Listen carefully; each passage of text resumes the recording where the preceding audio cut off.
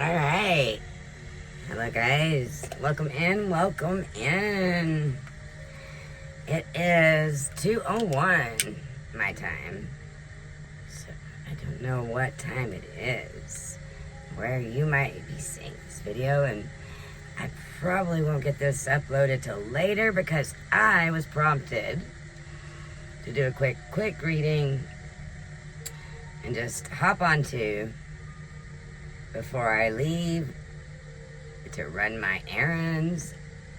Got an eye doctor's appointment. I'm excited. I've needed new glasses for so long. A little Palo Santo for you. Palo Santo. However you want to say it. God knows I got plenty of. I guess I could use the sticks that I'm already burning. You want to use your Palo Santo one? Smell. You gotta love it. Not everybody loves the smell of sage. But it is very, very cleansing when it comes to smoke killing. This one doesn't want to stay lit. Oh, no, don't do me like that. Oh, we can't go get another lighter now. Wonder if there's one in here. Either way,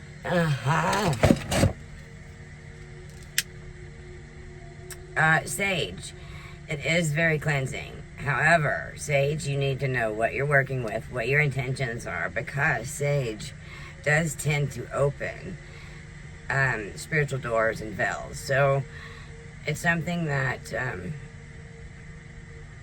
if you're wanting to cleanse with smoke, I would definitely recommend researching. I don't recommend just purchasing and doing. I recommend always learning. I need my feather. I have an actual eagle feather that I usually use. That I did find after my grandpa passed on their property. It was really cool. It was so random. It was the coolest thing ever. Okay. All right. I'm going to set this aside, and they tend to just burn out for me.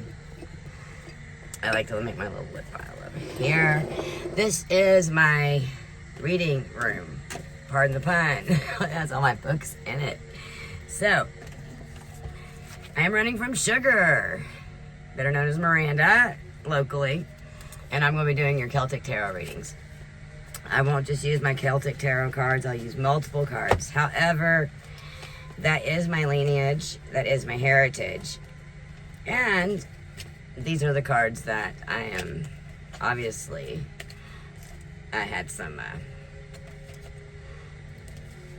cards that I was focused on, particularly here. So we'll put these out of the way. All right. We've got a little cleansing music in the background. I won't do the bowls.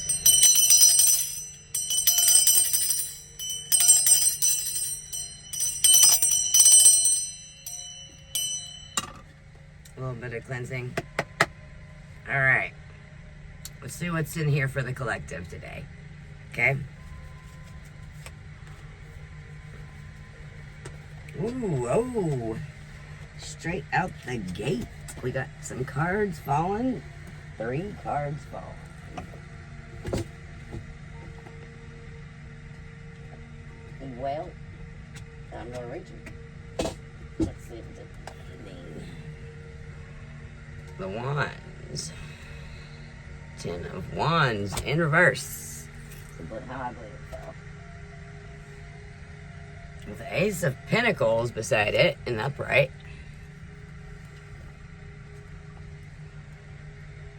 And then Ace of Wands in the upright.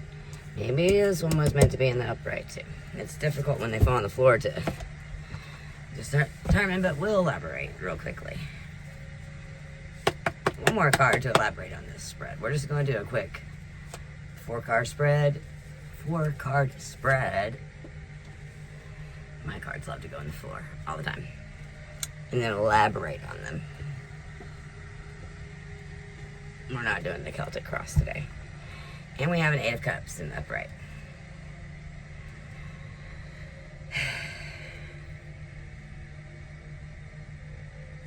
Alright. I like for people to learn the meaning behind the Celtic cards, but I also like to interpret the cards, and I also like to show you too. So, our Ten of Wands.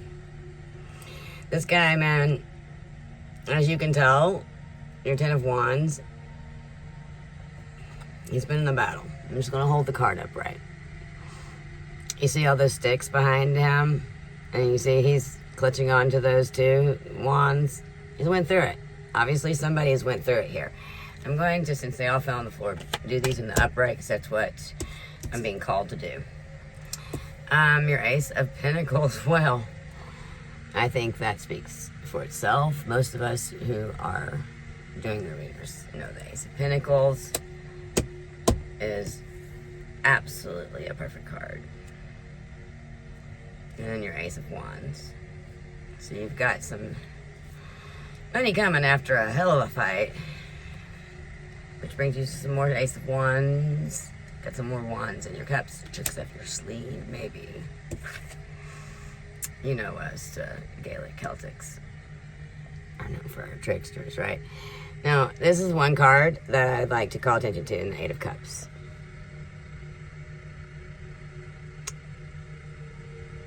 In order to get the Eight of Cups, I don't know if you can see it clearly. Let's focus in. My point, let's see. There's a guy, like, in the background, like, hey, what about me? What about me? What about me? And she's literally got her hands covering over her ears. That's obviously saying it's probably not a good place to be. I am going to take the initiative and the time to read some of the meanings on these cards from... Yes. Oh gosh, these will fly out everywhere. Some of them are probably rather old ones. So, the Ten of Wands. These have some very, very interesting stories behind them. That's why I think it's very important to, maybe not all of them, but I do read some books. I like to both interpret from what I feel and what it means. Okay? Alright, so this is a reminder that obviously success does not always bring happiness. It's time to look at how you are managing your time and energies. You may be trying too many things at once, when you should be delegating some of your responsibilities to others. You feel overburdened by the responsibility of being in charge. You feel responsible for your current relationship difficulties, and you feel that only your actions can rectify the situation. Well, that's probably correct. We won't read on the reverse or the relationship, because we're not doing a relationship reading. These are the stories that are very interesting to me. So, and the names that I'm still learning to go in and pronounce properly, because I've only done so in my head all these years. I didn't know that people got online and did readings like this. I only discovered this a year or two ago, which made me wonder why my friend always had said, you ought to do readings, you ought to do readings on the site. Why don't you do readings? Well, she prophesied that I would. Anyway. Excuse the sound in the background. Like I said, I have an appointment and I already have my navigation system on. Maybe that is important to somebody. Maybe somebody needs to turn on their navigation system. Be it they're lost somewhere and you need a map, or you need to make yourself a map, or more importantly, you need to look into your internal navigation system. Trust your instinct. That's what that tells me. Okay, and this is why I need glasses, because I have to take them off to read. It's one of those things. You get older, right? We'll fix this problem soon, and you won't see me doing this. Osen had spent many years in Tirnag Og. I'll say these right one day. And enjoyed every delight that there was to be enjoyed. He had great adventures that would keep a mortal warrior more than happy. But Osian was, after all, human, and would spend many hours standing on the seashore, gazing longingly across the sea towards his homeland. Even though he had everything a man could desire, he finally decided that he must see Eri once again. Naya pleaded with him not to go back, but when he insisted, she made him promise two things: that he would not step off the horse he was riding, and that he would return as soon as he had seen his homeland. Osun set forth and soon came to Eri, where he made straight away for the famous fortress of the Fionn on the hill of Alan and Kildare. He was dismayed to find it dilapidated and overgrown.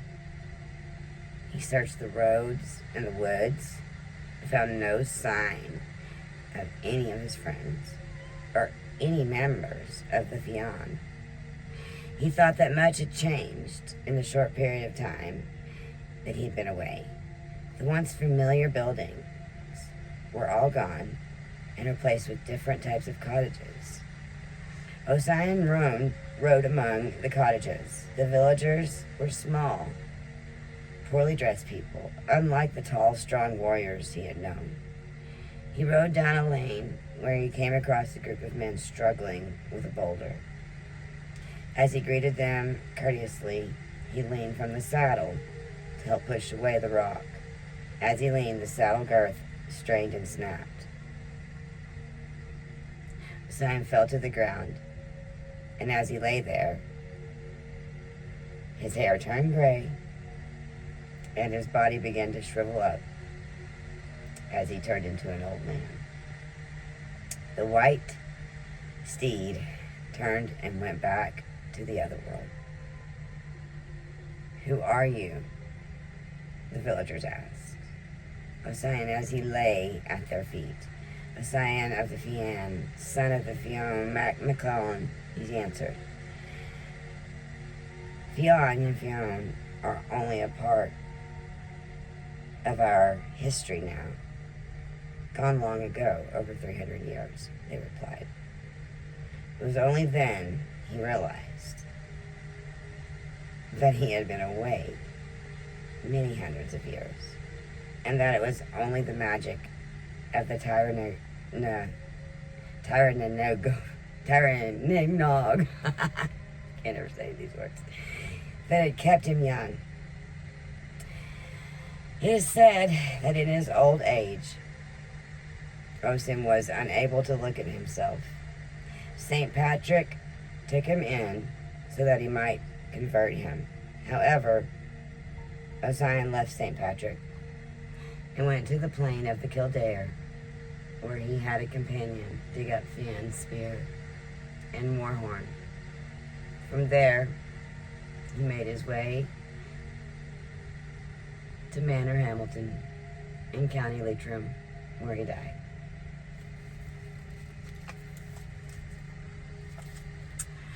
That is a story of a man who left the lands of the underworld. A lot of this lore is still believed to this day if you step on in the country of Ireland, Scotland, and any kind of Gaelic lore. So I'm only going to read that one out of that. Yeah, that was pretty crazy. Our Ace of Pentacles. Okay, to me that says after this long battle and a lot of loss, we've got our Ace of Pentacles coming in, which is going to lead to more Ace of Wands. And then you will have somebody coming in to disrupt that. Alright. Elaborate on our Ten of Wands here. Okay.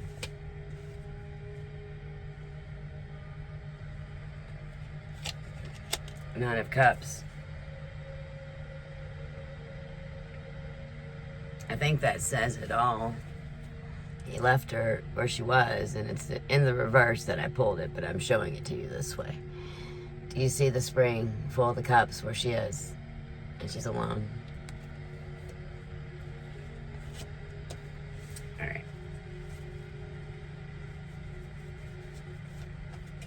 It's kind of a sad story, really. A lot of these, with the Celtic Tarot, these cards have real history stories behind it, and I love it so much. Okay, we'll pull one more card for each, and then I'll pull a couple more, and we'll see what kind of story we got going on here. Sounds like somebody's been through a hell of a battle and lost somebody in the process, and had to leave her behind. Alright, Spirit, elaborate. Tell me more about these Ace of Pentacles.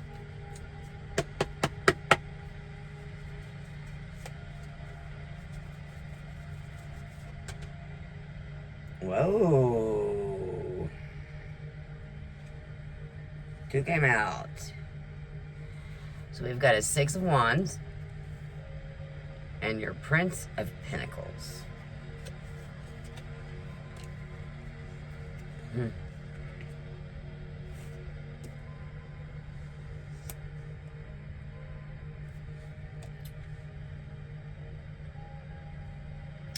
Now, here's what I can tell about this storyline. The Six of Wands is a victory, but it is a huge victory after a huge loss. So, once again, this is telling me that someone's upcoming is still leaving someone else behind. And in comes the Prince of Pentacles.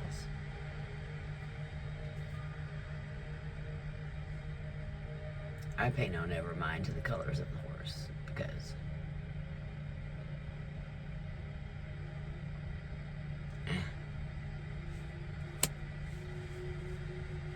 so you got your Prince of Pentacles. What's the Prince of Pentacles here? And the Ace of Wands. What happens with that Ace of Wands? So tell me what's going to happen.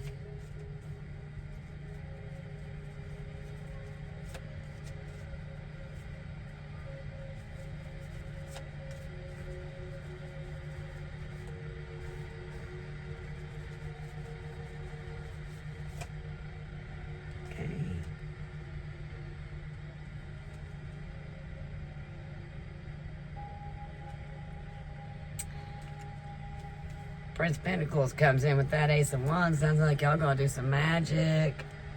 Because you got the King of Cups.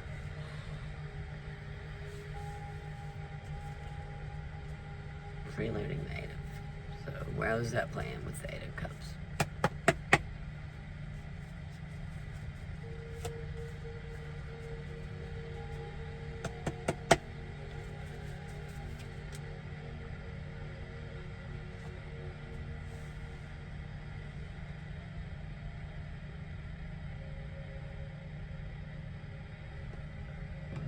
Since the Queen of Wands is on top of that.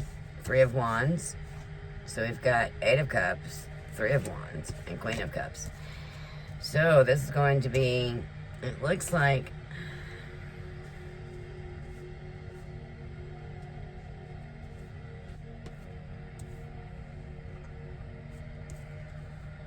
in this storyline, I can tell you that even with the Three of Wands, he's still got his Three of Wands, whatever that he or she has went through. It is sitting underneath the Eight of Cups. The chick with I had to walk away for her Eight of Cups. And it is right before the Queen of Cups. Or the Queen of Wands. So, the Three of Wands, right here, is looking back, and he has triumph, and still has a long way to go. And he's holding his staff while the other two are leaning, but they're still there. Just going to leave to the Queen of Wands, which we have sitting next to her King of Cups, Prince of Pentacles. I mean, we've got some pretty good cards out here so far. Alright, I'm gonna get out of my Celtic. Not out of it, but elaborate on it. Okay, this deck is so big. Yes. We'll elaborate this way. How about that? Intuitive Kev. We'll use Intuitive Kev's deck. Let's see what comes out. So elaborate more to me about this situation. Who are some key players? Whoa. No. I was actually focusing on this card myself earlier. This did fall out. I don't know if I should take it or not. Oh, I did stick it in there randomly, didn't I? The Six of Swords actually means you committed. You committed, you're halfway through your journey, take a break, and keep going. That's what that means.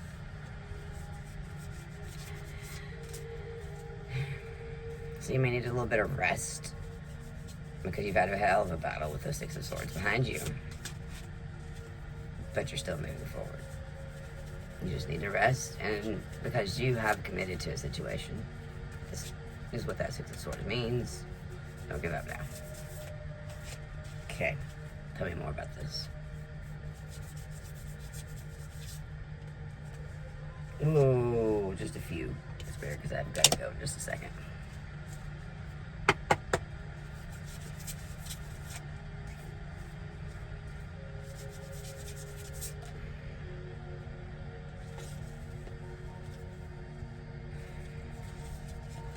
I've got two, Four of Swords, and the Tower.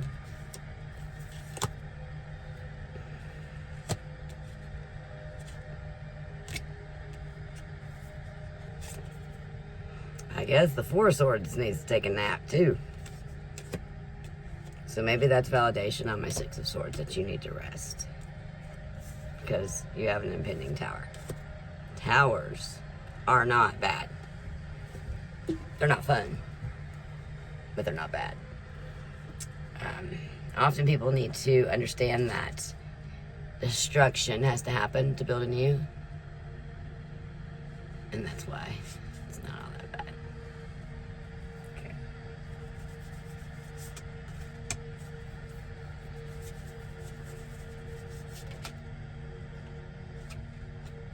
Oh crap, okay. So I got two cards come out. This is sideways. I've got the Nine of Swords sideways on this.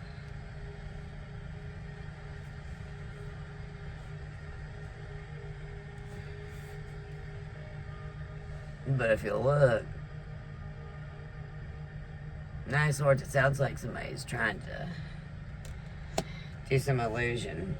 And the only thing I say that about is because black magic came out with it. So it seems as if someone is trying to keep you disoriented to keep you from your wands and your cups and where you're going. And it's also okay to take a break. That's what this spread tells me.